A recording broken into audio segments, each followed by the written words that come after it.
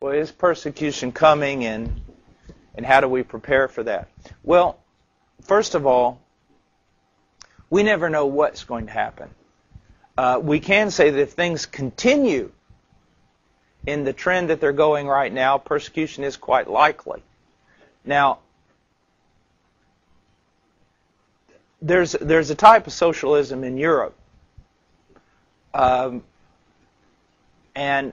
there's not a lot of persecution of Christians, hardly any. But here's the reason: the church is so weak in Europe that it's just ignored. There's no reason. It's not a danger to anybody. They're just considered irrelevant. The worst thing that could happen to us is we become the same way. That we become so irrelevant to what's going on in society that there's no need to even deal with us. Another thing that's very important is God prepares His people whenever they're going to enter into a time of crisis. I don't think that we need to do some exceptional preparing. I just think we need to be biblical about our daily preparation that we all need, whether there's persecution or not. I believe it was John Wesley. They asked him, what would you do if you knew the Lord was coming back this evening? He said, well, I'd get up in the morning early, as always. I'd have my prayers, my devotional, tea, breakfast, go out and preach, come back as I always do every day, have time of prayer, rest, go out and preach, come back. And the point that he was making, although I didn't quote him exactly, please understand that, the point that he's making is, I'm living in the will of God. There's no need for me to change anything. And that's the way we need to be. We need to be preparing and living in the will of God. Every day growing in our faith, growing in our knowledge of the Word, growing in our ability to defend our faith and give a reason for the hope that's within us. Striving for godliness, disciplining ourselves for godliness. Just keep living like we are. And constantly seeking the Lord for clear direction. Lord, what do you want me to do?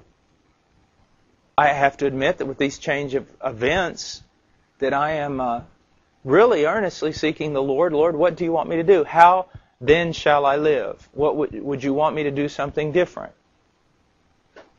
Different emphasis in the ministry. What do you want?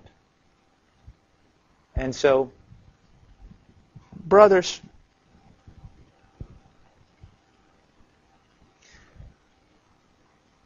don't be surprised if the dark days...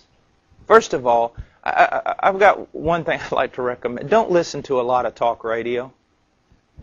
Don't listen to a lot of Christian talk radio, please.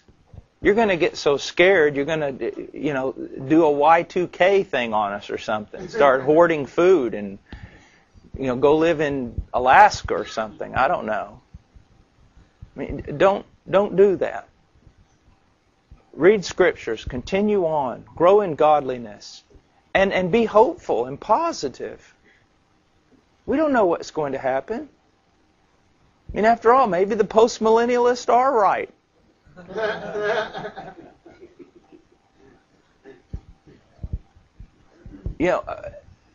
We don't know. We know that He reigns. We know that already there have been many positive things that have gone on. We are such a people of culture. I mean, just think about this. We actually are convinced that people ought to retire. You realize that? Where did we get that idea? That they ought to retire, have money to live on, live the last 25 years of their life doing nothing. Or like John Piper says, collecting seashells or playing golf or something. That's pretty much getting smashed. That's a good thing. People, heard for so many years Christians, identifying themselves with the Republican Party. I mean, where is it now?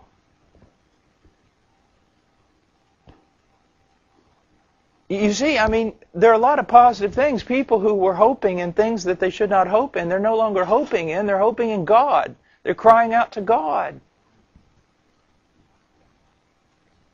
Who knows that some of this isn't an answer to praying?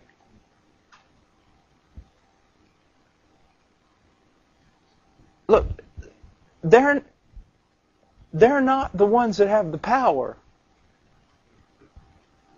Christ has all power.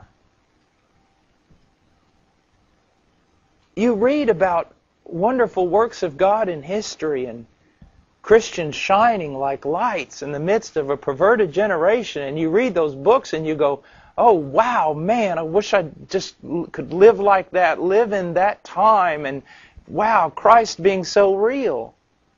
Well, maybe you're going to get your chance. It'll be wonderful. The best flavor of Christianity I ever knew was those years in Peru. When bombs were blowing up, machine gun fire, interrupting our church service, rocket launchers, scared to death. Communion was sweet. Standing in line for about 4 hours to get a bag of milk and a bag of rice. Couldn't drive people out of the church. Fellowship was sweet. It's all anyone had was Christ and the other believers. No talk of IRAs or insurance or anything. See a brother get up, a leader among the Peruvians, give a word from God, brothers, it has been appointed unto us to suffer. Hear stories from the mountains where God would supernaturally intervene to save an entire little Baptist congregation that no one even knew existed from an approaching army.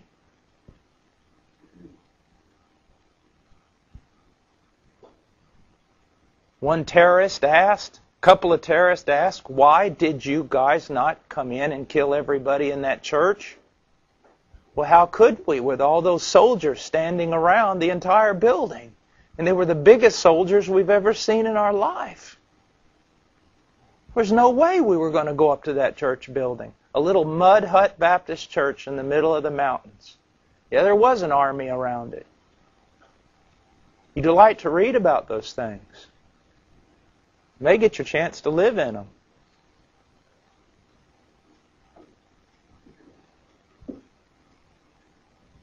It's exciting times.